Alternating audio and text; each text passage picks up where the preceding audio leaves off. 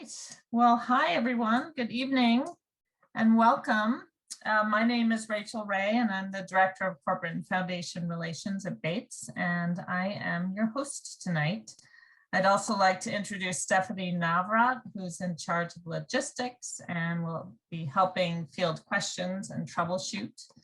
So thank you again for joining us tonight for this event, and welcome to everybody. The event is Curating a Diverse Bookshelf for Your Kids, just making sure you're all at the right event. We'll hear from our panels, Dr. Krista Aronson and Sibley O'Brien, for about 40 minutes, and then we'll open it up to questions. And before I introduce our panelists, I'd like to go over some Zoom details to help the event run as smoothly as possible. And I realize many of us are very familiar with Zoom at this point in the pandemic, but for those who aren't as familiar, there are just a few things I'd like to point out. First of all, you can mute and unmute yourself using the microphone icon in the lower left of your screen. And if everyone could go ahead and mute themselves right now, that would be helpful. You can also stop and start your video if you'd prefer not to be seen. You can do that using the camera icon, which is also in the lower left of your screen. You can also decide how you want to view your screen. In the upper right, you can choose speaker view to focus on the speakers, or you can use gallery view if you want to see your classmates and fellow alumni. Let's see, you can change how your name appears by clicking on your name in the participant list at the bottom. Click on more and change your name to however you want it displayed. For instance, you might want to include your class year. And I'd like to point out the chat function on the bottom of your screen. You can use this to ask questions during tonight's event. Our panelists will try to get to them as we go along. And if they don't, we'll make sure to get to them at the end. You can also use the chat function to send a message to an individual who you want to say hi to. I think Krista and Annie might be sending some messages to all of you shortly about your interest in being at this event. And let's see, if we have time at the end, we can have some live questions, in which case I'd like to point out the hand raise function, which is one of the reactions, which is found at the bottom of your screen. Let's see, for anyone who wants to have live captioning, you can turn captions on and off by clicking on the button that says live transcript. And just so you know, we're recording this session for anyone who's unable to attend, and if you want to watch it again. So let's see, now I'd like to introduce our panelists, Krista and Anne. Dr. Krista Aronson is an Associate Dean of Faculty and Professor of Psychology at Bates. Her scholarship focuses on illuminating how people come to understand complex social constructs like race and ethnicity, including how children process and understand race, as well as appropriate, effective, and productive ways to discuss this topic with them. Specifically, the effective use of picture books to enhance intercultural relationships and self-understanding during childhood. Dr. Aronson's own identity as a biracial woman deeply informs her work. The diverse BookFinder and associated work are the focus of her active research at Bates. And Sibley O'Brien is an award-winning author and illustrator of 38 multicultural children's books, whose work has regularly been cited for attention to authentic cultural detail. She has also been engaged in education about multicultural literature, diversity, and anti-racism for more than 40 years. Her experience of being raised bilingual and bicultural in South Korea as the daughter of white American medical workers was the catalyst for her lifelong focus on human difference. Anne lives on an island in Maine. So let's see, without further ado, Krista and Anne, take it away. Hello, it's wonderful to see you all today. I see some familiar faces, so It's so nice to see you, and I hope that you're all well. And I also, to those who I didn't have the pleasure of teaching, hello. So I'm Krista Aronson. I'm a professor of psychology, and I'm also Associate Dean of the faculty. And I also have the honor of working with Annie O'Brien as a co-founder of the Diverse BookFinder. Do you want to say a little something, Annie? I'm coming to you from Peaks Island, and delighted to be here. I was thinking earlier in my introduction, I don't have the Bates connection that everybody else has, but that's not true because of the Diverse BookFinder. But I went to Mount Holyoke, so I'm happy to be here and delighted to see those of you who joined us, including fellow writer Cowan there. And I see also some of you responded to my question in the chat, which is great. We have someone who's thinking about writing a children's book. And so Annie, that's something for maybe to keep in mind. And also an educator and grandmother. So hopefully we'll be able to speak to some of your questions and maybe even help you identify a new book for that really special shared reading. All right, so I'm guessing, since you all are here, that you knew that your alma mater was the home to a unique multicultural children's picture book resource. The only collection of its kind that we're aware of in the world. And so I'm going to screen share and use the online representation of that resource to guide our conversation today. You'll learn a little bit about the Diverse BookFinder, maybe things that you didn't know. We'll use our search function quite a bit, and we'll talk you through some points that may be helpful as you engage with books featuring Black and Indigenous people and people of color, which we refer to or will refer to in the conversation as BIPOC characters. So I'm just going to get that screen share going. And if you haven't explored us yet, this is us. This is the Diverse BookFinder, hosted by Bates College. And we are both a physical collection. There are currently 4,019 books that are housed right on the first floor of Ladd Library. So you remember when you come in the door, immediately to the right in front of the big windows is where these physical books are. They are the only circulating collection of their kind. We strive to collect all depictions of BIPOC characters in trade picture books published since 2002. This is a circulating collection, and it circulates more than any other collection in the Ladd Library. It circulates nationally and internationally through interlibrary loan or through direct lending for those with a Bates card. We're also a search tool. We leverage the taxonomy and the way that we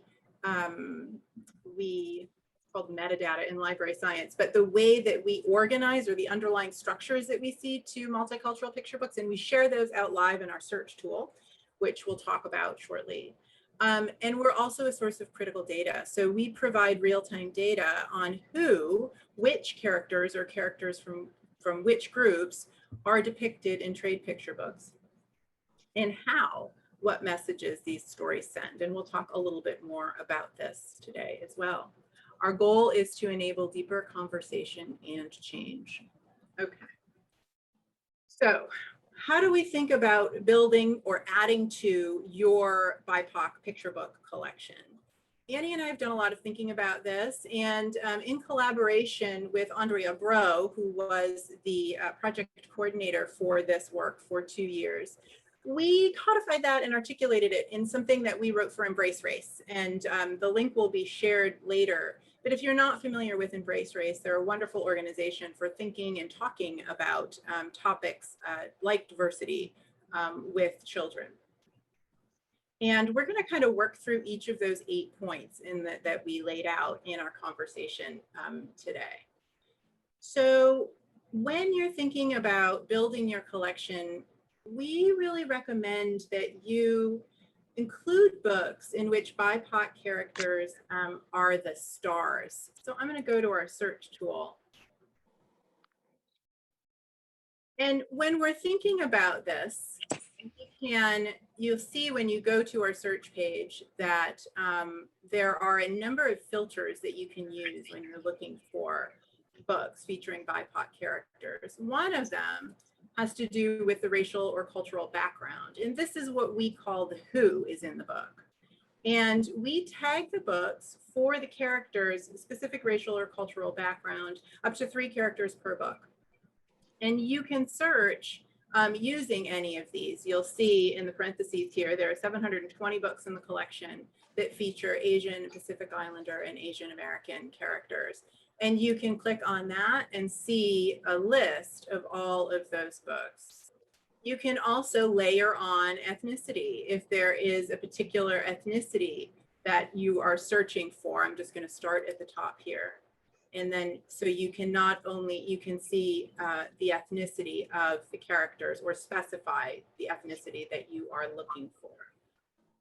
So when we think about these books and you've searched for them, one of the recommendations that we make is that you think about who has the power within the book, who's telling the story. So one of the points that we offer for you to think about is that it matters just as much, or if not more, who is the star is who is in the book. So we can help you find the who. When you're evaluating the books that you want to read, we invite you to pick books where BIPOC characters are the protagonists, where they're the star. We want to talk about, oh, and we have a couple of books to recommend within that space. And we will do this a couple times or a few times during our conversation. In addition to searching for the who or on its own, you can type anything into our open search window. Birthdays, dinosaurs, a particular interest that a little one in your life has, and it will pull up the books that can be identified as relevant, relevant for you. So. Oh, you're still in Asian Pacific, yeah, right? Okay.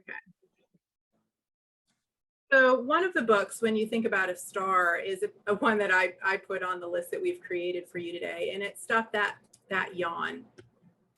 This book is one that doesn't make any, culture is not at the heart of this book. It's what we call an any child book, and Annie will talk a little bit more about that aspect of our work in a moment. But this book is one where there is a child, a brown-skinned child, who is the star of the book, the protagonist. It's a really fun book. It's perfect to read at bedtime. I read it to my little one at bedtime.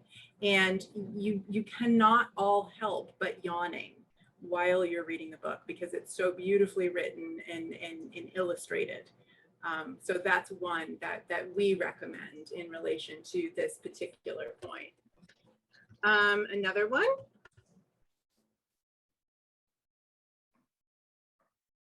Would be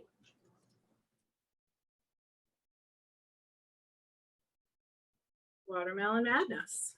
And this is one that I like, or I draw to your attention because it is about watermelon, and I know a lot of kids who like watermelon, but it happens to feature a child of Middle Eastern, North African, or Arab background. And so it can open up interesting conversations to have with kids. Let you talk about the next point, in. So I wanted to discuss the whole question of choosing a particular book for a particular child. I have a 7-year-old, now 7-year-old grandson. And for instance, I started reading to him on the day he was born with those Raising Reader books that were in the bag in the library. It's a program here in Maine that gives books to children here in our state. And through the years, he's gone through cycles of what interested him. And when he was just 6, I think, or maybe just the end of 5, he announced that I hate fiction. And all of a sudden, he only wanted to read nonfiction. I had been filling his library with books featuring children of color. And so then I had this new challenge. because most of his nonfiction was more like about nature. And so I immediately thought biography. So I want to show you our categories. My handy assistant. You're like Vanna, right, for me here. So we have identified back at the beginning of the project 9 categories that capture the content of the book. And interestingly, that was when we were just beginning looking at about 150 books. And now 4,000 books later, we have yet to find any picture books that we couldn't, that didn't fit well into these categories. So Krista mentioned Any Child, and both the books that she shared were examples. Any Child is a book like The Snowy Day, where culture is not what drives the story. Beautiful Life is the opposite. That's where the story is about cultural particularity. So you're kind of quintessential multicultural book. We then have biographies, self-explanatory. Cross-group books, which Krista's going to talk about later, were the focus of the research that resulted in us starting the Diverse BookFinder. And it's about well, it's about any kind of connection, but we'll be focusing on positive connections across race. Folklore, again, self-explanatory. Incidental is when there's a multiracial cast of characters, no main protagonist. Informational is when it also has some kind of factual or other body of information. And race culture concepts, which we'll be sharing some of with you. Oh, I forgot, excuse me, I skipped Oppression and Resilience.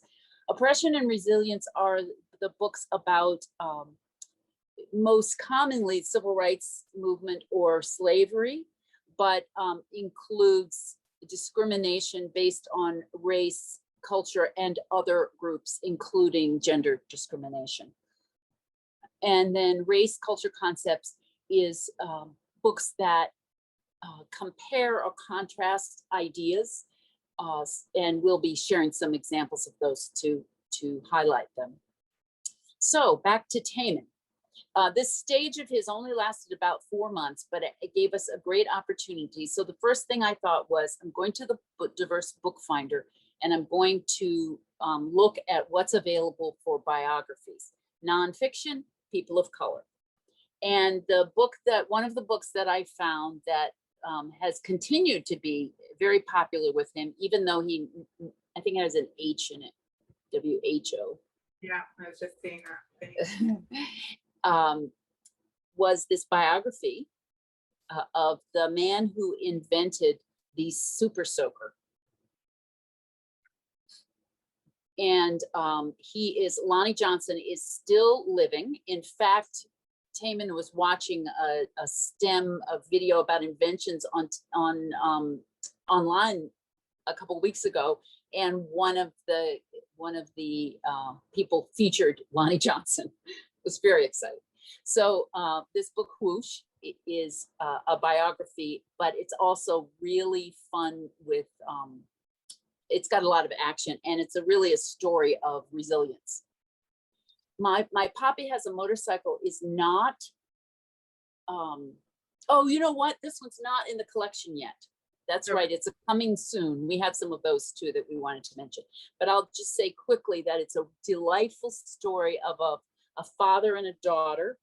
Her father, who is a construction worker, builds homes in their town, comes home after work and always takes his daughter for a motorcycle ride around their town. It's full of Spanish and cultural references. It's a beautiful life book, and it is also full of action and movement. So one that Taman loves. Okay, I love those suggestions. They're both very beautiful books. One of the things that I get asked to speak about a lot when I go and speak to librarians across the country is how children are understanding this topic of race, ethnicity, and culture. That happens to be one of the topics of research that I've investigated over the years And I wanted to share some of these thoughts as you're thinking about books that you might add to your collection, maybe to guide you as you're engaging in that work. So if your children are quite young, or you're just beginning to expand diversity in the books that you're reading to include people who don't look like your family, Annie and I, over the years, have come to recognize the importance of starting with titles that introduce and celebrate human differences. And those are the titles that we call race culture concept books. When I'm describing them to librarians and educators, I think of them as the ABCs and 1, 2, 3s of race. They focus on looking at race and cultural topics, but through multiple lenses. And so, like this one, The Barefoot Book of Children is a really beautiful book that I recommend if you were looking to build any sort of collection. But it shows children around the world engaging in similar activities and what that looks like within the different countries and places that are being represented. There's so much to look at in this book, so many conversations that can be launched by the pictures alone. And of course, there is beautiful writing in it as well.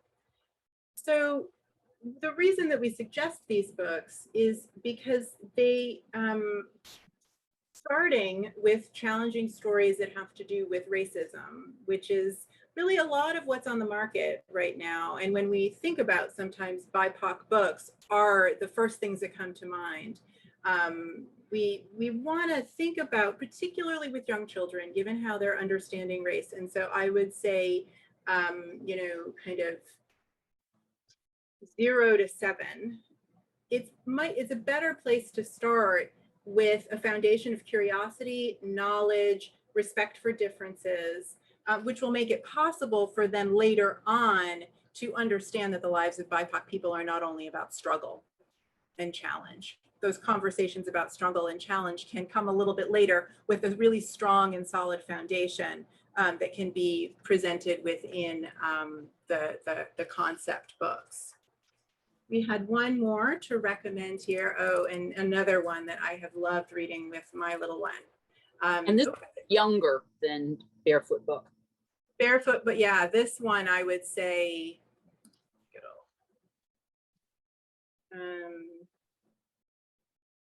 this is a really good preschool one for preschool age kids, is Happy in Our Skin. Really rich pictures with of the diversity of families and really centering BIPOC characters, but talking about all of the variations in skin tone and skin color that you can see in the world around you. Krista, one of the amusing things about watching the transcription is what it does with BIPOC. Oh, now we got POC. It's been pot, it's been pop, it's been PLC. And of course, what we mean is Black, Indigenous, and people of color. So another point to consider as you're looking for books that represent all of us is what the background is of the writer and illustrator, the creators of the book.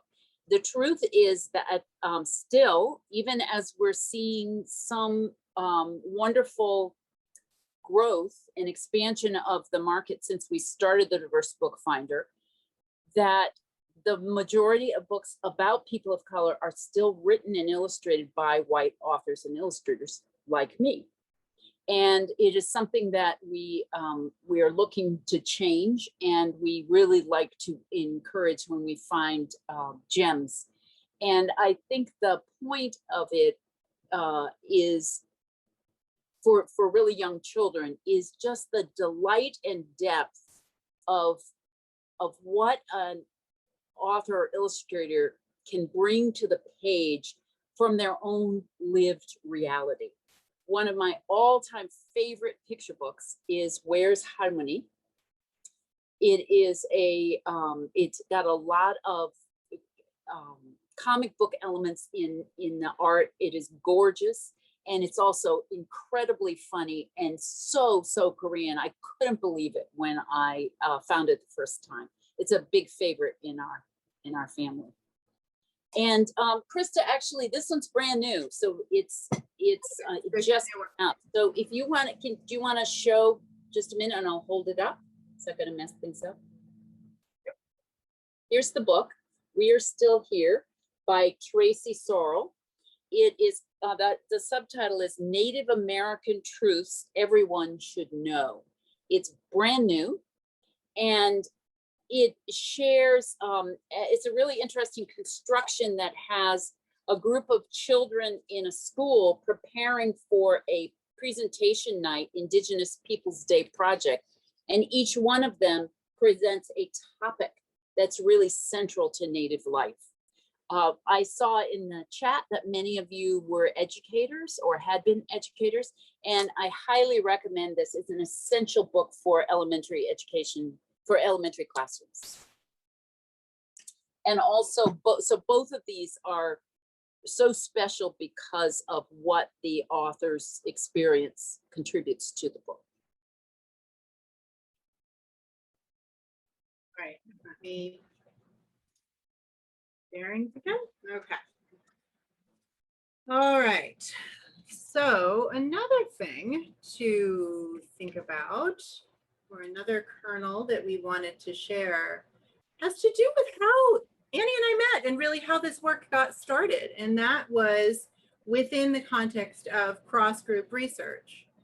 And so I wanted to highlight the cross-group category for you because these books can be hard to find. There are not many.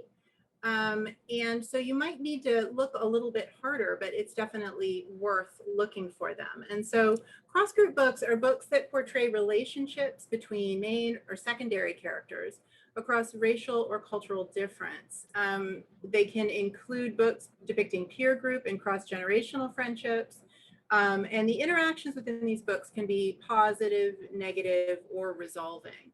And so when we think about this cross-group category, one of the things that my research has shown, and this was the work that Annie originally was involved with and created the books for in collaboration with Bates students over a number of years. These are books that through my research and the research of others, we have found support for the idea that when children read books that depict positive friendships across difference, they themselves become more open to that type of difference. It doesn't really matter what that difference is, interestingly enough. There's been research that's shown that racial and cultural difference, ability differences, mental health differences, it seems to work no matter what, as long as it's a socially meaningful difference for the child. And this category focuses on or unearths books that depict positive friendships across racial or cultural difference. One that is a favorite of both of ours is Lottie Paris. So Lottie Paris in The Best Place, which depicts a friendship between this child who we have identified and corroborated information is an African-American child, a girl, and her best friend who is white European-American boy. The relationship in this book, this particular book meets the criteria that have been uncovered by researchers like myself for a successful book within this space for building capacity to interact across difference, pro-social behaviors. This book is one for which the relationship and the friendship is central to the storyline, where they're having a direct relationship or a direct friendship. They're not pen pals. We do have Juna's Jar, which is another wonderful book, but they're pen pals. And where the relationship is positive. In order to enact a change or to activate a change within a child, the research indicates that the relationship should be only positive. They shouldn't get into a kerfuffle and then resolve it, that it just needs to be positive throughout. And so this is a really good example of that. An overall guiding principle for building your collection is that you want to achieve balance. So one of the things that we frequently address when we're talking about the diverse book finder is that it's a way to make sure that you may have really done your homework and gotten some of the best books, but you might not have noticed, for instance, that all the books in your collection that feature, or most of the books in your collection that feature African Americans are set during civil rights or during slavery, that Native titles are about people who lived long ago, that books featuring Asian and Latinx characters are all about cultural particularity, and so suggesting kind of a foreignness rather than an Americanness. So those are some of the ways that that book collections are often not balanced, and we really urge you to look for a range of representation, and that's what the categories can help with. I want to highlight the book My Footprints for several reasons. It's a beautiful book. It's Bao Phi and Bazia Tran are both Vietnamese creators. Actually, I was just looking at it earlier today, and Bazia Tran is actually, or Tran is actually Polish Vietnamese and lives in Poland.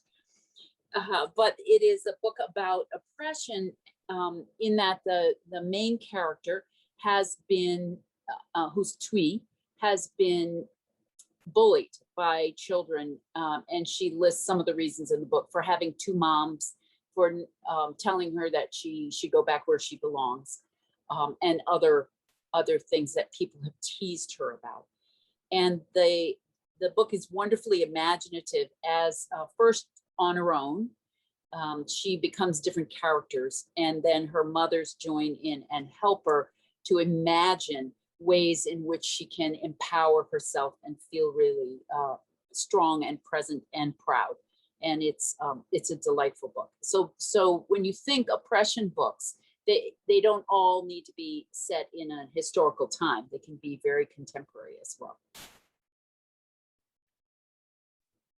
Absolutely. And I think that, you know, we don't make any prescriptions about what bookshelves should look like. We mean to engage in the conversation and provide data and translate research to inform conversations about what bookshelves should look like. In our case, we primarily work with librarians, and through the services that we provide, we work with public and school libraries in all 50 states at this point.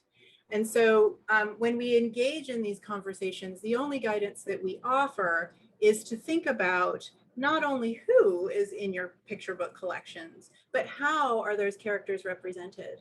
And is there one story being told about any group? What we do is we encourage libraries, and we provide data, resources, and a free collection analysis tool that can help them detect the presence of a single story within their collection potentially. So when we were piloting this work, the collection analysis tool with students in my community-based research methods class, the one library that we were working with one particular semester found out that 2% of the books in her picture book collection featured BIPOC characters. And although, again, I don't have a particular percentage in mind, we both agreed that that was intuitively low. And that 65% of that 2% featured African-American characters in stories of oppression. And so that gave her real data and information to say, okay, so next time I buy books, I want to buy books maybe that don't feature an African-American character, or if they do, in a story other than that of oppression. All right, so aim for a balanced set of portrayals. So for those of you who took my racial and ethnic identity development course, I think you can imagine the ways in which our collections actually end up being representations of our own identities. And so when we take a look at the books and we think about what's there and what gaps we can detect within our own collections at home, we can also get insight into our own identities and maybe areas in which we want to think about, expand, or grow in our understanding of a particular group and their experience. But certainly, as we're doing this, that all involves wearing a critical lens when you're engaging this work. That can be a critical lens of your own collection, or that can be a critical lens on a particular book. There's a lot of pressure to get it right in this space. And we hear that from our librarians, our educators, and parents all the time, that they want to make sure that they are buying the best books that they can, books that are considered to be of high quality in any number of ways. And the truth of the matter is that there's a wide range in quality and there are no perfect books. And so if you happen to find yourself, as I often do, because pretty much all of these books pass through my home at some point and I end up reading them in one capacity or another, you happen to find yourself seated in reading a book with a child that you think the message can be improved, or in fact, you think the message is harmful. Don't be afraid to be critical within that conversation in really productive ways. And so, for instance, this one, Bling Blaine, for me is a really complicated book. It's a book that depicts a child who does not conform to traditional gender norms. And that is something that I want to present to my own child, you know, my little one who's 6. But I also, in reading the book, kind of got thinking about the fact that that's all that Bling Blaine is. Bling Blaine just wears bling. There's no more character development. We don't understand any more about who Blaine is. And in fact, Blaine gets bullied quite a lot. And so I want to talk about that with my child and be a little bit critical, like, gosh, I wonder what else Blaine likes to do besides wear bling and pass bling around to other people. And in the end of the book, everyone in the school who has been bullying kind of comes around through an intervention and they all start wearing bling. And that, again, for me, that's helpful, but it can open up a door for what does allyship really look like in a conversation, a lengthier conversation, and exploring that with your own children. So we do provide some guidance related to being critical of a book, in that we highlight in instances where a reviewer of the book who comes from the cultural background being represented within the book is critical, then we flag it. So we scour the internet for this information for you. Or I will say, Bates students, like you were when you attended through my research lab, scour the internet for this type of information that we can link to. And so this book has a yellow flag. It's been raised by a reviewer, and you can always click. We always provide a link to point to the review. This one happens to come in the Kirkus review. They do use reviewers from the groups being represented in all cases, in whenever possible. The Kirkus review, I will say, this portion of the Kirkus review that Vicki Smith oversees is another organization that is based here in Maine, and we'll highlight a couple more for you.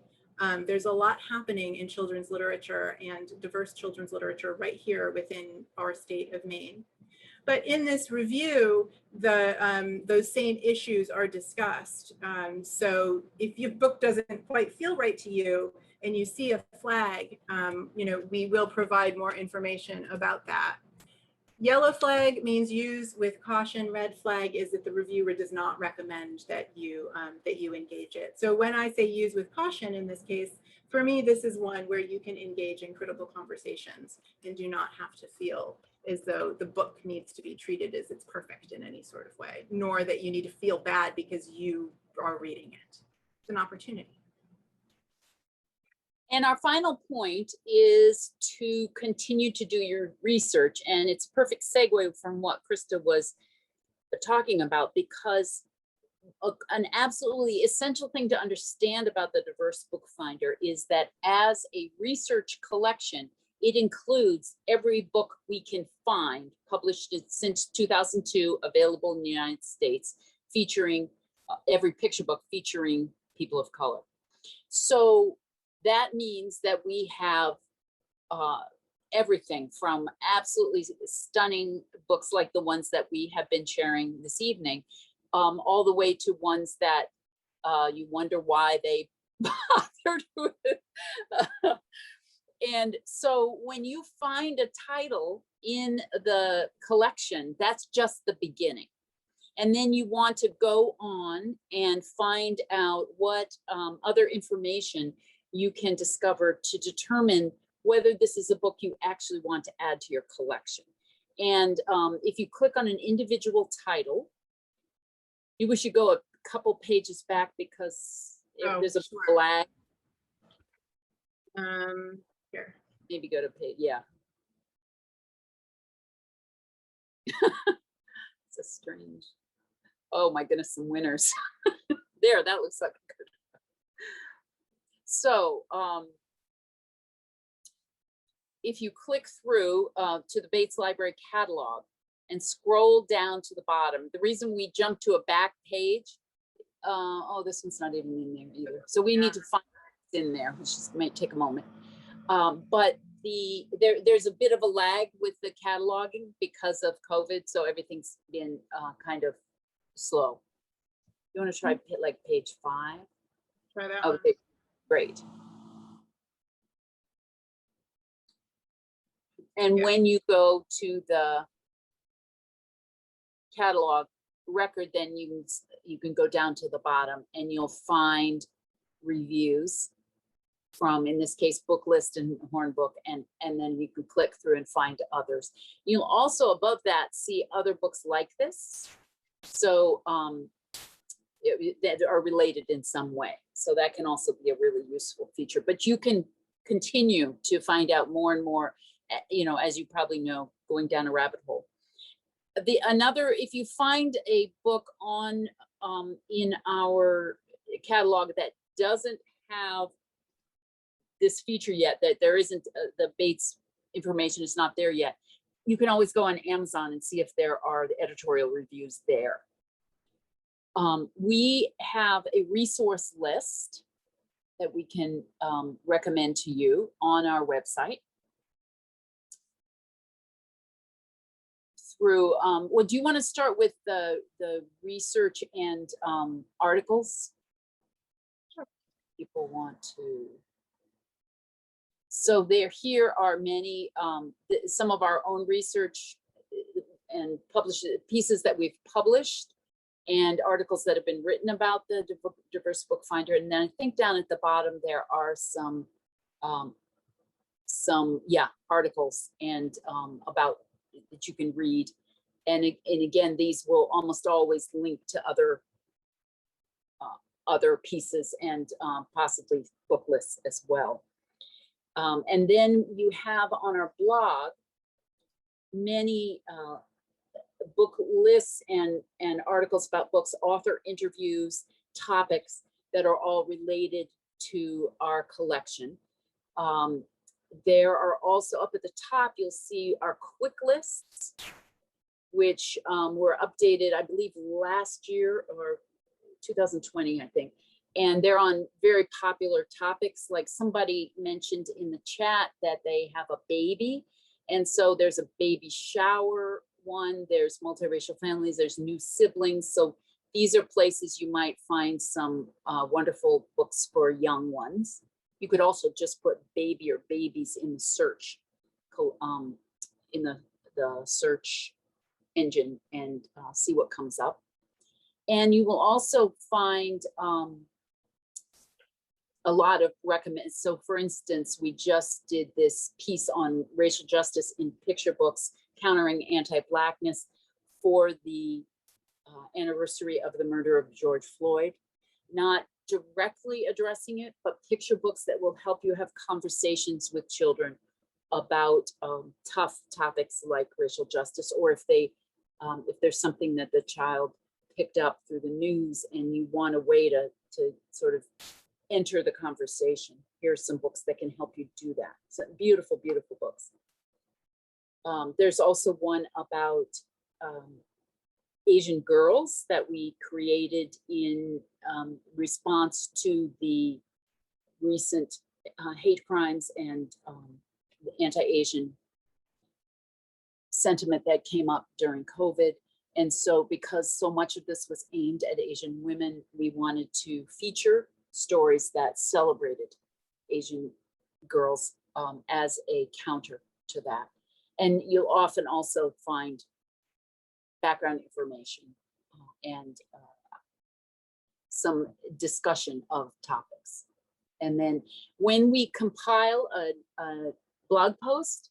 We always have tried to have the majority of books, by far, the majority of books are those who created by people belonging to the group represented, and also books that we can totally stand behind. So it's we don't do actual recommended lists, but we highlight books that we think are of exceptional quality.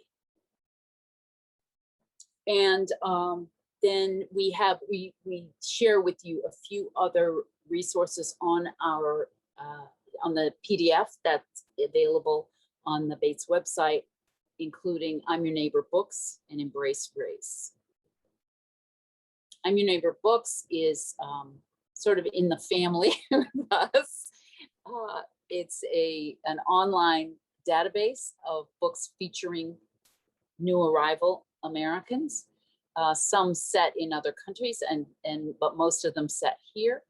And you can search it by setting, by group, by, and this is picture book through young adult literature.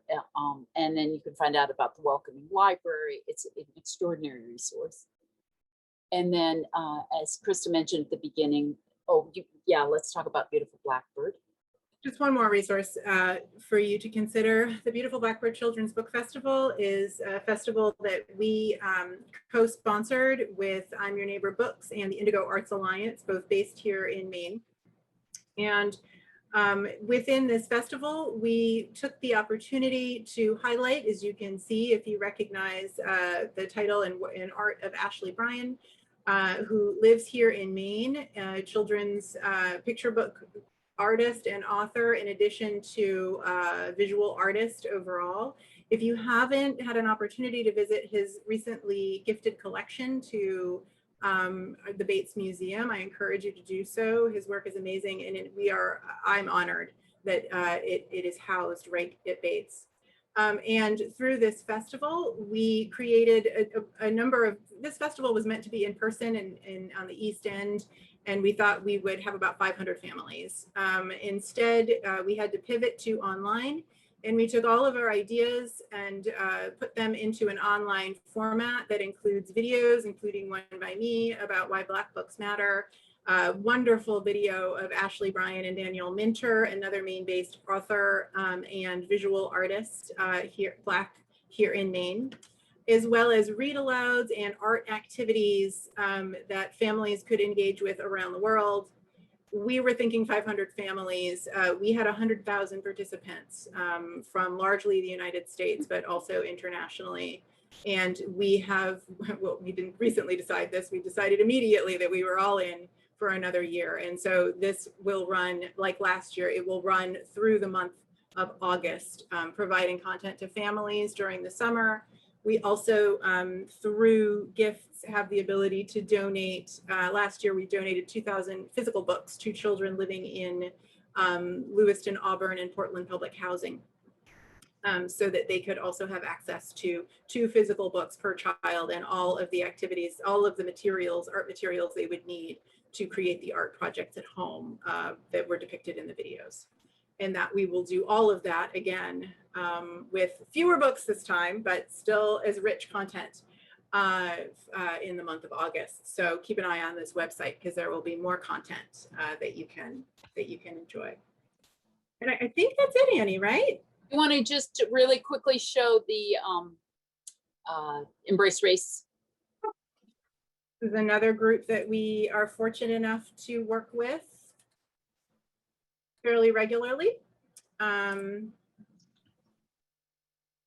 they're another resource for you in thinking about, the other organizations focus on books and the arts. Embrace Race focuses more on education, parent audiences, and providing resources and materials to engage in dialogue and conversation about racial, cultural, gender differences within the United States.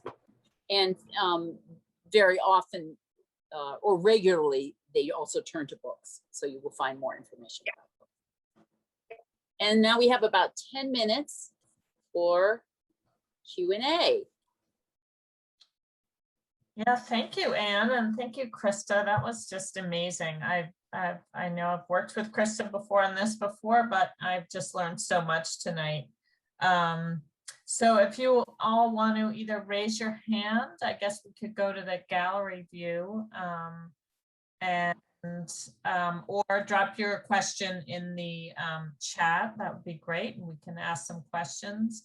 I see there's one question in the chat about, can you just remind us all how to access the diverse book library?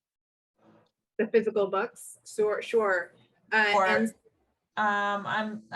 have to ask Elizabeth, I don't know if you can elucidate on that. Do you mean how to access the online diverse book library, or what the question exactly is? Do you know how to unmute, Elizabeth? I see you there.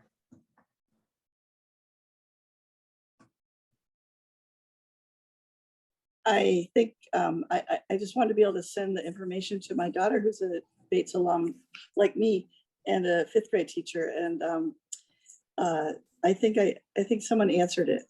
Yes. I think, yeah. Yeah. Thanks, Sherry. Great. So if you want to use the hand raise function, again, that's down in the reactions button down at the bottom. And if people have questions, just drop them in there and we can call on you, or drop them or look in the chat box. Looks like someone's curious about the folklore category. Yes, I wanted to mention about that. One of the things that you might notice if you go looking at the folklore category is that there are very few Native American titles in that that are tagged with that category. That's because historically Native sacred stories have been lumped in with folklore, where the stories that emerge from other sacred traditions have not been. And that we have not yet found a good way to address that. So you'll find Native folklore in, so traditional tales, as well as sacred stories in Beautiful Life. And what was the particular question about folklore? It just said, I'm curious about the folklore category. Yeah, one of the things that's interesting about folklore in general is that it was very popular. There was a lot of publishing going on in the beginning of the multicultural book movements in the 80s and 90s. And I know because I had a Korean folktale published, which would probably not happen now, especially from someone who wasn't Korean. But we're finding that there's not nearly as much folklore now that is being released. However, you will find some beautiful examples of traditional stories from all different traditions. And I think that's why, Annie, because so when these categories emerged through grounded theory research. And so we went into the research with some categories outlined that we thought we would find based on the literature we had read and Annie's knowledge of the history within the field. And then we worked with Brenna Callahan, who as part of her thesis work, who graduated in 2014, to, through grounded theory, refine those to be guided by and informed by the books that we were reading. And folklore is definitely a category that emerges and reemerges over time, although you do see the numbers declining. The stories, if you're wondering, that are on the up are any child stories, big time. And I'm happy to talk about the implications of that if you would like. But I see, I saw a question, do we have plans to expand the BookFinder to early readers? Plans? No. Hopes? Yes. And we are actively seeking funding for that. Hold a good thought. We're going to be hearing about that in the not too distant future. So more to come on that soon. I'd like to actually, I was just looking at folklore, just going through, and they're actually, it's less than 10% of the collection, which is interesting. It's 304 titles. But there are maybe a dozen books that came out in the last couple years. And one of the things I wanted to call your attention to is the book like A Big Moon Cake for Little Star. I'm looking at A Big Bed for Little Snow here and I almost said that. So these are two books by Grace Lynn, and it's original new folklore. But but it's a story that has the structure and the feel of a folk tale. And A Big Moon Cake for Little Star won the Caldecott, I believe. So it's a book that has done exceedingly well, but there just aren't nearly as many. I think one of the things people realized is that if we're going to do true representation of our diverse community in our diverse nation, it's not just traditional stories, it's all kinds of depictions. What else were you saying, Krista? I'm seeing food for thought and a potential way forward. Could we apply NLP or machine learning to the folklore challenge? It's a really good question. I would love to explore machine learning more. If you would like to talk more about that, let me know, because there's definitely space there. Although right now all of this is done by humans, and the work that has been proposed to reach up to middle grade NYA would expand that network and provide national professional development for librarians across the country. Annie, there's a question for you in the chat. And are we missing? Oh, books told orally. You know, the first ones that come to mind for me are Ashley Bryan's books. I mean, he is an orator first and foremost when I think of Ashley. And his books read wonderfully orally, but I'm not sure if that's what you mean. Do you have thoughts on that, Annie? Books that can be told? There's been an explosion of ebooks, digital books, including audio versions of picture books. So I would look at, if you have children in school, your school may have a subscription to Epic, but you can also, you can join it. And I believe you'd be able to download some books that you could listen to. You could also look at a book service like Audible, which has children's titles as well. So you could go find a book that you loved, and the chances are pretty good that you, I don't know what percentage, but quite a lot of them are now available, particularly because of the pandemic, as Audible form. Audible form, or we actually wrote, Annie, you wrote a blog piece last year around this time on using Epic to uncover diverse titles and several other services. Yeah. Cynthia, yes, feel free to contact me. One thing that we have found, I found when I transitioned online to online learning last spring with my students who were taking the picture book course, that the publishers relaxed a lot of their licensing around picture books. And so there are a lot that are available on YouTube right now. So if you search for a title for a read aloud for a book that's of interest, chances are you're gonna find it at this point. So that's another option for those long car rides, even just without the video, just to listen to the audio of a set of stories that you have planned. There are many versions of, if you'd say bootleg, that will probably go down when the pandemic is really over, but right now is a rich time to find just about any book you can think of in read aloud version online. So we're pretty much out of time, but I did want to remind everyone that Stephanie had dropped the PDF resource that has been referred to here in the chat way back at 31. So if you want to download that now before the end of this, that might be a good thing to do. I would like to, oh, there we go. She dropped it in again. So that you can just download that right now. And that's a great resource to take away from this. I believe it might also be linked on the reunion website.